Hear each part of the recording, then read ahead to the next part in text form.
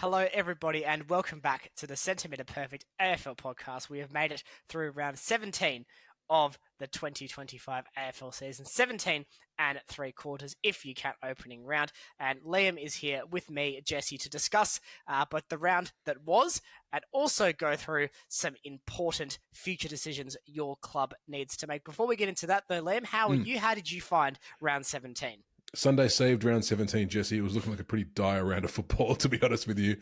But me personally, I'm a bit crook. So my body's hot, it's cold. So if you see a random cut, if you're watching the YouTube video and I've got a jumper on all of a sudden, that's why. But I was wardrobe change. Wardrobe change, that's fine. It's good. It's professional. But no, interesting round of footy, Jesse, which we will talk about later on in the podcast, or if you're on YouTube, you can check out the other video that will come out talking about the games. Jesse, where can people find us?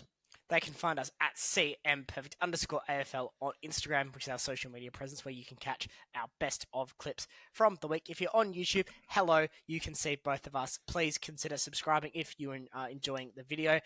You'll likely be seeing this in the format of our deep dive of the week. You can also check out our games review and our Just the Tips edition here on YouTube. For our podcasting audience, that's Apple, Amazon, and Spotify. Hello to you. A review is much appreciated if you are enjoying the show. And if you're on Spotify, you can also comment too to let us know your thoughts on both round 17 and our topic for discussion today.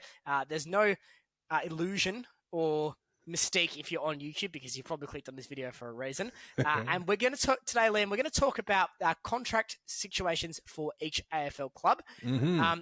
Ground rules for this one. We got ground rules, Jesse. Everyone loves ground rules. Because everyone, if we're going to deep dive, there needs to be a lifeguard, and that lifeguard needs to understand the rules. So we're going to be talking about players who are coming out of contract in 2025 or 2026. So we're taking that short to medium view of current contracts. It considers both non-free agents, restricted free agents, and unrestricted free agents. The whole point of this is to identify which player at your club do your list managers absolutely need to secure the signature of. And Liam, one thing I think you'll notice as we go through this, it isn't as linear as, good young player, please sign him for 8 years. Yeah. We're looking a lot at the value of a player to both the current and the future list, and also where the team's at as well. So West Coast probably don't need to go out and sign Matt Flynn to a 7-year deal, but there are some clubs with young ruckman who may really want to get on with that. And I think I've made a couple of big calls, I'd like to think, in this list as well. It isn't as cookie cutter as you may think. I've chopped out a couple of big names that we know are in contract negotiations at the moment, because just simply, I think there's more valuable players on that list that they must re-sign.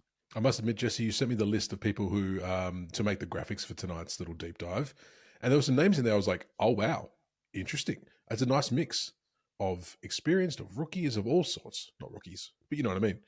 Younger players. And so I think it's a really interesting deep dive. We're going to jump right into it because I'm intrigued to see your thoughts and reasonings for all of them. And we're going to start with, of course, as you do, Adelaide. Jordan Dawson, Jesse. Jordan Dawson. It's all the flu tablets are coming back to hit me. Jordan Dawson. Jesse, tell me about Jordan. Why him? That was straight out of the Dwayne Russell handbook there, Liam. So Dawson's coming out of contract in 2026, captain of the club down at Adelaide, and very clearly one of the most important players to the Crows. Looking at the way their list profile is shaping, I expect the Crows to be good for the next couple of years, and probably talking the back end of this decade if they play their cards right. And we're starting to see some of the other young players like Dan Curtin really take up the ascendancy. Phil Thorpe still in the early stages of his career. I think you can even put Fogarty in that bracket. He's probably entering that peak now for him. So really strong spine for the Crows at the moment. But I love what Jordan Dawson's been able to do since heading down from Sydney. He's added a lot of poise and class into the midfield. He's also not afraid to crash and bash when he needs to as well. Players like Rankin, Rochelle, they can really benefit from having a guy like Dawson in and around it. So his contract doesn't expire until 2026, but I would say looking at the out of contracts in waiting for the Crows, that'd be the one that I'd be most keen to see an extension put on social media for if I was a Crows fan. Very good. And also, everyone, you'll notice that Jesse will be doing most of this because this is his list. I'm but here as a spectator as well, which I don't mind. I quite like learning. But you agree with all of them. I agree with all of them. I've got the full support of the Centimetre Perfect AFL podcast board. Yeah. I will not be sacked. Am I the board? Just me? I guess so. It's a small board. Could fit it in a smart car. Jesse, you're the brains. Why would I sack you? That's crazy. Let's move on to Brisbane. Let's go. Will Ashcroft, Jesse. How can you not? Potentially unsurprising here. The Lions are looking okay He contract-wise. wouldn't go anywhere. He wouldn't go anywhere, would he? Well, think about the offers that you'd be putting on the table for a player like Will Ashcroft. And it would be hard, obviously, coming out of his rookie deal, so there is certain restrictions to that. And I've tried to avoid players coming out of rookie deals where possible for this, because it just gets a bit boring otherwise. But Ashcroft, I think, is fair and square in that bracket and needs to be extended for the Lions. He's got plenty of reasons to be up there. The team's really good. His brother's there. There's that family legacy. So he's probably one I'd be less afraid of leaving. But stranger things have happened. I don't think many Geelong fans a year and a half down the line would have seen Gary Ablett Jr. go to the Suns when that all unfolded. So important to secure the signature of Ashcroft. He's a big piece in their future and also the future of the game. Well, as the money starts rolling in for some of these teams as well, Jesse, you never know. You can dangle a carrot in front of Will Ashcroft that's big enough. He might be like, forget the family. I'm going. I'm taking off. I'm going somewhere else. But Will Ashcroft for the Lions. All right, let's move on to Carlton. You've got Sam Walsh, a mainstay for the Blues. This isn't Tom de Koning, who is very much the will he stay or will he go at the moment. I think he's gone. Bye, Tom. Just quietly. But also, I feel like de Koning is replaceable now. I'm hearing Carlton are looking to replace de Koning just in-house with Pitnet. That's a bad idea. But ultimately, de Koning is replaceable across the competition, whereas Carlton's midfield right now, and we've seen this since Walsh has gone out with his injury, are soft as butter. And I think you get more resistance from tomato sauce than Carlton's inside mid-division at the moment. So Sam Walsh is non-negotiable for Carlton. I guess the working title of this series, of this deep dive, was the negotiables to re-sign these players to longer-term deals. Walsh will have interest. I know Geelong have already put their hand up and said, please, sir, come down the Princess Highway to us. You can't blame the Cats for asking that question. And honestly, if you're Sam Walsh now, you've given there'll be 8 years of service by the time the end of 2026 rolls around for the Blues. You're not any closer to a flag than you were under Brendan Bolton, and you weren't anywhere near a flag then. So I think his head may be turned. A big risk for Carlton if they lose Walsh with the Crips that's starting to struggle. And we'll talk about that in the games review as well. I think the signature of Walsh would be a real statement to the competition and a real statement to go and attract those players to build around Walsh as well. Very good. Nice one, Jesse. Let's move on to Collingwood. We've got Jamie Elliott. We do. Who's out of contract this year. Is he? I know. That's come up fast. So Ashcroft and Walsh are both out of contract in 2026. Jamie Elliott is the first one we've talked about that is out of contract this year. 40-goal season so far from the very talented Pies Small. I don't think you're looking at a 7-year deal for Jamie Elliott, but I would like to see him extend at Collingwood for the sake of the Pies, because he's looked their most damaging forward in a pretty handy small forward brigade. There's some players who you can't picture playing in a different colour. Like Pav for me, looking at Mundy in a different colour than the purple would be. Imagine him in GWS colours. Oh, don't do that. Yeah, Jesus Christ, sorry. I just had dinner, Jesse. I know you're sick. I'm sorry. I should have done that to you. Jamie Elliott's one that I cannot see playing in anything other than the black and white. If it would feel really weird to me. I said that about Taylor Adams, and he's now has rocked red and white for Sydney. That was weird. That's true. And we say that, and then when they get to the new team, it's like 2 games in, we're like, it's just part of the furniture. Actually, I did get surprised. I did have a bit of a moment, and this is a complete offshoot. When I saw Lukosius pop up for Port the other day, I was like, when did that happen? Completely forgot. It was in our end-of-season trades recap that we did for the Centimetre Perfect AFL podcast, which is somewhere on YouTube. So go find that and watch that if you want to see that Liam forgot something that he talked about 9 months ago. I mean, I probably forgot what I talked about last week, Jesse. Anything else to add for Jamie Elliott, or shall we move on to the next team? Re-sign him. Oh, yes. Well, that's the whole point of this part of the video, Jesse. Thanks. Re-sign. And again, just so everyone knows, we're rushing through these because there's so many teams. Let's go. The Bombers. Archie. I had trouble with this one because they've got so many players coming out of contract in 25 and 26, and I was like, you know what? Nah, I'm probably okay. Archie Roberts, though, has shown a lot. Look, that's not fair. They've got a couple of young forwards that are really starting to stand up in the last couple of weeks. I think there's a future at the Bombers, and we'll talk about that as well when we get to the Suns Bombers game in our games review. But I thought that Archie Roberts is the most valuable piece they've currently got that they need to extend long-term. I mean, they've got Merritt and Parrish on these long contracts. That's a list management disaster, the way those two are going. So as they start setting the tone with their list management and start to really put the focus on the guys that actually look like they could take them anywhere that's not where they are now. And I think Roberts is one of those players. He's shown a bit of promise. I think losing a player like him would be a big step back for the Bombers and may condemn them to even more time in this AFL purgatory of, say, 11th to 15th. Let's move on, Jesse, to Freo, the much maligned amongst our fans, Matt Johnson. Which I don't really understand. No, me either. It's very weird. He's quite but good. Look, I had trouble with Fremantle for the opposite reason as well, because the Dockers have got a lot of long-term deals. They do. Andy Brayshaw was the last domino to fall at the start of the season to make that long-term extension. So, I mean, I almost put James Asian here because I really like him, but then I also actually want to see him play AFL. So, someone else can have him if they're actually going to treat him with any level of respect and give him a game. But look, Matt Johnson, for me, he ends in 2026, just like Archie Roberts does as well. I like what we're seeing with him. I don't necessarily think you're extending a megastar here, but what you're extending is a guy that can play multiple positions. He is hard at the football and he draws defenders. And right now, his ability to allow other players to run and spread, I can see a really strong midfield with him rotating through. I think he's clearly the pick of Johnson versus Erasmus, who's out of contract this season. Happy to let Erasmus go. I think Johnson's the one, though, that you've got to secure that long-term deal for. There's a big future ahead for Matt Johnson at Fremantle. It doesn't have to be a megastar, just has to be a very handy and serviceable utility midfielder. And that he is, Jesse. All right, next up, we have the Suns. Ben King. Yeah, there's been waves that Collingwood are very desperate to get King down to Victoria. I wonder if St Kilda would try a swap deal. They'd be like, is this still available? They say on Facebook Marketplace. And then the Gold Coast seller just says, lol. I think this is really important, though, for the Suns. Ben King has been a spearhead for them. He's right up there in Coleman calculations, obviously, with Jeremy Cameron streaking away. You're probably running for second, but he is very much in that battle at the moment. I do think he's got a Coleman in him as well. He does strike me as a forward who, if he can just build momentum, he's a guy that can drop 4-goal games in a row and seemingly not break a sweat, because he does that sometimes. He kicks 4 goals, so wow, he touched the ball 6 times. Yeah. And I don't think I actually saw him apart from the 4 times he kicked a goal, but apparently there was 2 more disposals somewhere. See this week. Yeah. But a big future, I think, if they can get him and Jed Walter firing long term, there's that narrative switching now to potentially needing 3 or just 2.5 key forwards in a best 22. Just quietly, yeah, I can see that moving forward. So keeping King, keeping Walter long term as well for the Suns, I think they could really start to build around that and push for this next few years to be a contending period. Max for Ben, straight swap. What do you reckon? No. I'd actually block you if I was a Facebook Marketplace seller and you tried that on me. Why does this one not have a leg? Oh, it's been operated on. Sorry.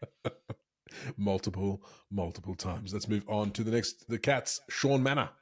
Yeah, I think Manor's a really good player and potentially one of the most underrated players in the comp. But I think this is the Geelong fatigue factor of, they've always got these players. Stop having them. Manor is phenomenal, though. I really like what Manor brings to the Cats, contracted to 2026, as is Ben King. So one they'd like to re-sign, I think, on a longer-term deal, because Geelong's, I guess, question mark, or their weakest line, for lack of a better term, has been their midfield in the last few years. I mean, Cam Guthrie and Mitch Duncan have been serviceable players. They're obviously on the way out now. Bailey Smith's come in, handles like a superstar.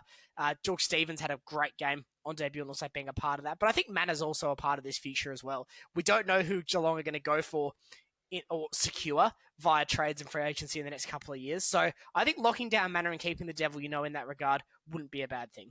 The answer to that question about who Geelong are going to go for, Jesse, is anyone they bloody well want, apparently. Can I have a deal? You can have a deal, yeah. Thanks. Jesse to Geelong. Would you go there, Jesse? Sure. I mean, I've always said that I love Cotton On. That's true. That's very true. No, good shout with Sean, man. I've liked what he's doing this year as well. So nice to see him on there. He was one of the names I saw. I was just like, oh yeah, good shout. Good shout, because he'll be a hot hand come trade period. And look, the Cat, no one wants to leave the Cats, Jesse. No one wants to leave the Cats. So let's move on to the Giants. Aaron Cadman, good shout. Yeah, Cadman has been pretty unlucky, actually. High draft pick, very high draft pick, in fact. But he's also managed to run into, at times, the best forward in the competition also being in his team. And with respect to Cadman, if you can kick to one of the best forwards in a competition, or kick to a relatively young developing forward as a midfielder, you're probably going to kick to the one that's a proven commodity, and that's Jesse Hogan. So Cadman's had to bide his time, learn his craft with a bit of that stunted development, which is ironic for a very tall boy. But he's really starting to shine, I think. And we're starting to see little bits and pieces that make you say, there's a really reliable key forward here. Now, he doesn't have to be, a 3-4 time Coleman. This doesn't even need to be a top 5 or 10 forward in the league. Because I think the Giants have a game plan and those supporting pieces at the moment where they can build a collective forward line. But I think guys like Cadman, you want that tall, reliable beacon. You want that guy that's got the buy-in. I think he is that. So extending him beyond 2026, which is when he's currently contracted for, if Ben King comes off the market, I wouldn't be surprised if the noise around Cadman got a bit louder and there was interest from other clubs, particularly in Victoria. We know a few clubs at the moment have key deficiencies in that key forward space. Cadman would be one of the most logical available or potentially available options in the coming 18 months to try and secure. So the Giants should be conversely trying to make sure he stays at NG. Man, some of these players are going to get paid big time, hey? It's at the moment as well, where it's just money thrown around. I'd like to see Cadman do that. He's actually picked up a lot since Hogan's been out the last few weeks. So, good shout, Jesse. Let's go to the Hawks. Lloyd Meek. This was actually a hard one too, because Hawks have a ton of players not signed beyond 2026, and we could potentially do a deep dive on this. Yes, Liam, it is the ex-Fremantle ruckman Lloyd Meek that come on back, Lloyd. Do you think I can pull off the Sean Sam Darcy heist, but with Lloyd Meek instead? I think so. That planning is going well, by the way. For those who didn't see last week, I am planning a heist to swap Sam and Sean Darcy in the off season. But I've now decided, well, Darcy's already on the Eastern Seaboard, so we're just going to leave him there. Sure. And just freight him down to Melbourne, and then we'll see how we can engineer the swap. But that plan is going well. As for this plan for Hawthorn, though, they've got to re-sign Lloyd Meek, I feel, for the next at least couple of seasons. He's been one of the best rucks in the competition all year. He's allowing guys like Newcomb, guys like Warple to get in and under and get that first possession. And also, he's very mobile for a big man as well. We're seeing a real drop-off after about ruckman number 10 to ruckman number 11 and down at the moment in the ruck stocks across the league. So when you've got one that's in that top 10 or even potentially top 5 off his numbers this season, I think you got to keep him. Hawthorn fans, if you are watching this one, let us know in the comments if you'd like to see a potential deep dive on your contract situation, because potentially alarming if names don't start getting put pen to paper. There's a lot of players, including Joe Newcomb, out of contract in the next 12 to 15 months. So really important for the Hawks to start extending those deals and really shoring up that future. And even if you don't, we might give it to you anyway, because that sounds like an interesting deep dive, Jesse. And you're the trades guru. You're the draft and trades guru. We'll come to you every single time. And contracts. Anything financial. Well, I will say this. These contracts are all courtesy of FootyWire, who publish a lot of information, including player contracts. There wasn't one or two errors that I noticed, just contracts that hadn't been updated. Most of these I did fact check and couldn't find any. But if there has been a contract extension in the last couple of weeks or so, I'm sorry. That's fair. Let's go to the Demons. Jake Bowie. Yeah, Melbourne was hard as well, because they've got Langford, Lindsay, who are 2027 anyway, and also didn't want to do that too many rookies. They've got Petrarca and Oliver on long-term deals. That's a worry. That's a worry.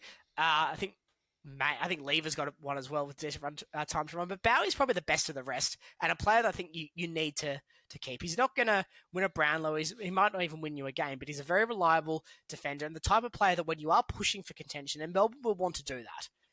Again, they'll want to have a second crack at this. You need players like Bowie in the team. He's ready to kick Christian Salem off the plank and into retirement and take that mantle for himself as their small defender.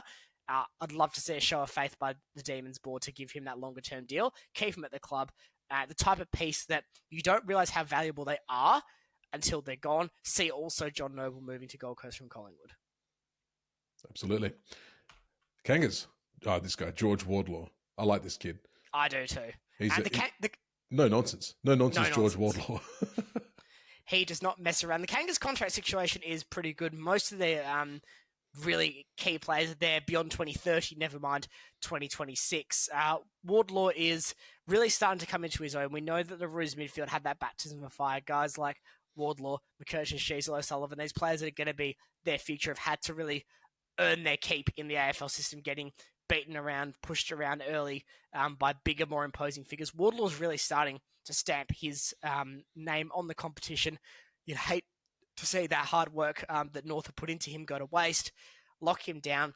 But they are going to run out of salary cap at some point because Cherry, Sheasel, LDU, Larkey, all on long-term deals. You'd think they'll want to keep guys like McKercher as well. So they're building a really exciting list, North, but there may start to be a bit of a race for space in the salary cap. So I think Wardlaw's that next priority and one that you'd be pretty happy investing a decent portion of that to ensure he stays at the club.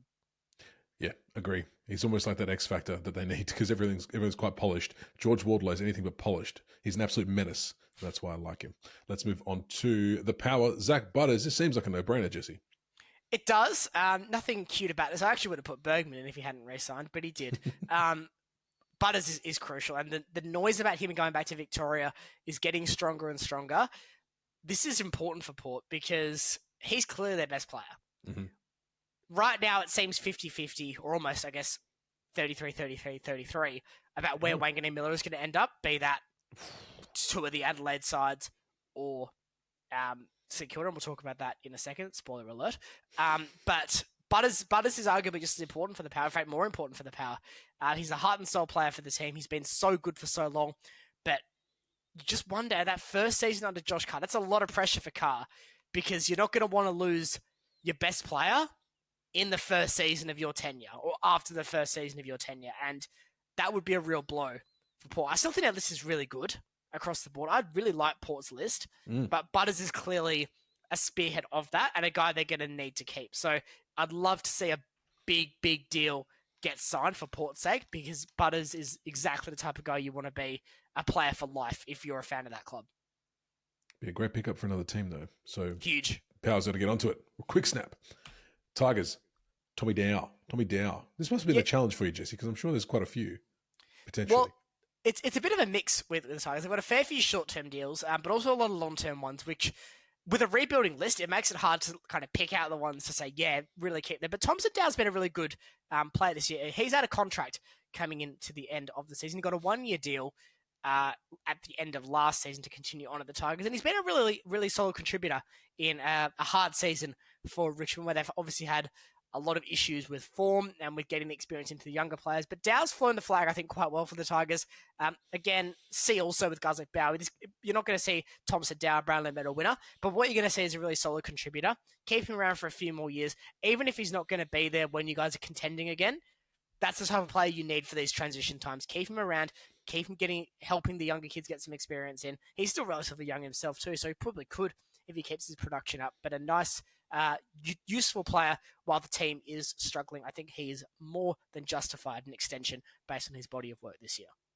I like how you keep saying he's not going to be a Brownlow player. Brownlows are hard to win, Jesse. They are. No one just goes out and wins them, so it's fine. That's fine. You know, Ollie Wines did. That's do you true. remember that? I do remember that.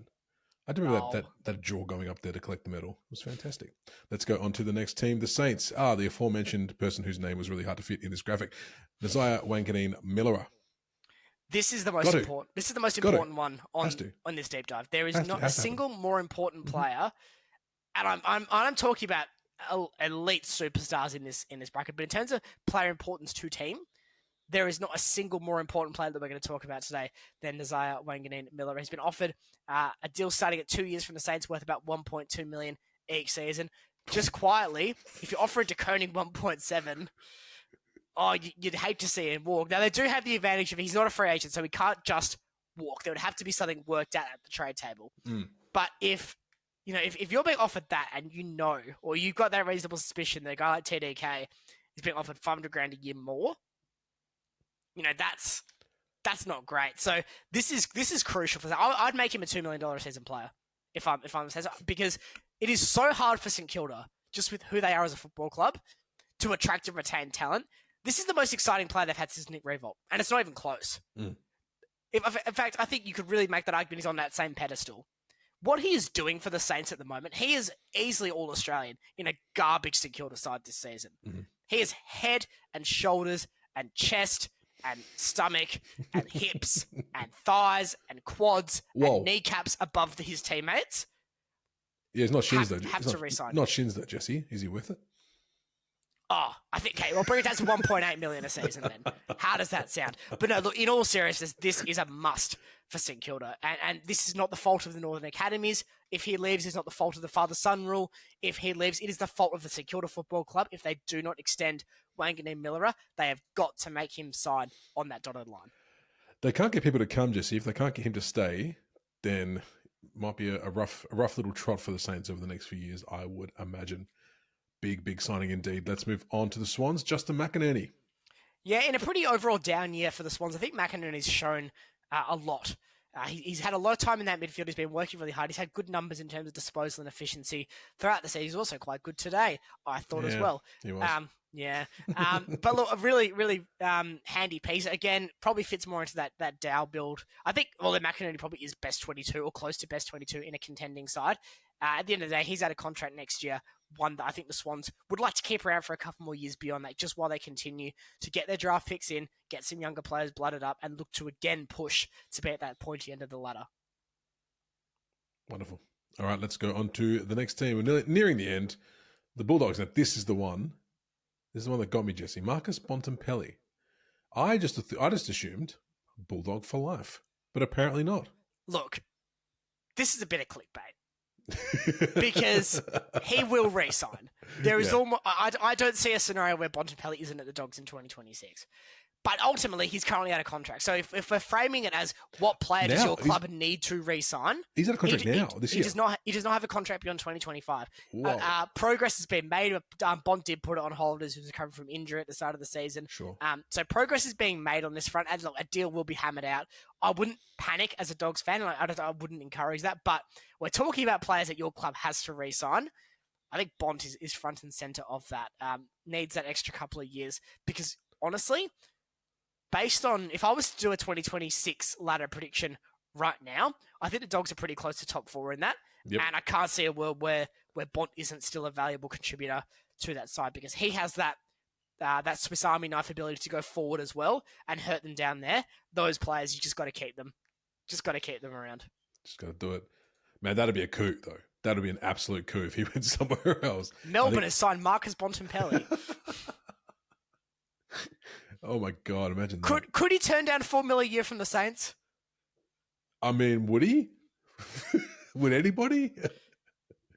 $4 million a year? I've always wanted to share a field with Zach Jones and Liam Henry, so I think I would do it for free. Never mind the $4 million a year. Jesse, you'd be on the same team. They'd probably still try and take you out. Let's go to the very last game of the game, the last team of this little deep dive, and it's the Eagles. Elijah Hewitt, Jesse. That's not Harley Reid. That's not. Why would it be Harley Reid? Because I think Hewitt's actually shown more this year, and that's alarming. First of all, but no, I think Hewitt's really taken those steps forward that West Coast fans wanted to see. That he's a first-round draft pick. He got that initial extension from his 2-year deal. Comes out of contract in 2026, and is a must-keep for the Eagles. I feel because he's got that ability to fill the role that Tim Kelly was meant to fill, but never did. He can go inside, he can go outside. He's a good user of the ball when he gets it in his hand. And he's starting to really get that midfield time through consistency. The type of player that you can build a team with and around. Because if you get that good nucleus on the inside, you always want to extend the midfielders who have good production, but don't necessarily take away all the oxygen from that midfield. West Coast best midfield had two absolute megastars, and Daniel Kerr, who was a phenomenal player, but he wasn't a player that took oxygen out of that midfield for himself. He's got the job done. Hewitt strikes me as a player like that. Maybe not as hard on that inside game as Kerr was, but a player that I think you really need to keep around. So if you're looking at a blueprint down at Mineral Resources Park for how to fix West Coast, first of all, keep an eye on our YouTube channel. Second of all, you only need to go in the bottom drawer and look at 20 years ago's annual report. Oh, look, we did this not that long ago. Look at all these midfielders that we had. And now Matt Flynn's our ruckman. I think that's a really good option for them, though. Re-sign Elijah Hewitt. That is your statement of intent. I think at this point, I'm going to be nice and say it's 75-25. Go stay for Harley Reid at the moment. 75 being the go? Go. Oh, okay. Being the go. So, and look, he's not kicked on this year. Ultimately, and look, second season syndrome is a thing. I don't think West Coast should be abandon all hope year who enters here on extending Reid, and they should absolutely be pursuing it. But in terms of long-term need. I think Hewitt potentially has maybe not so much upside as Harley Reid, but he has a lot more value to, I think, where West Coast want to go in the next 5-10 years. And I also suspect he'll be there in 5-10 years. You don't have that same guarantee for Harley Reid. No, you do not. No, you do not. Wonderful, Jesse. That was a nice deep dive. Well done. Well done. What are your thoughts, everybody at home? Who do you think your team needs to keep? Leave a comment down below. Get us at CMPerfect_AFL. As always, did Jesse get it right? I'm not putting myself in this. Did Jesse get it right? Did Jesse get it wrong? Do you agree with his points? Let us know down below.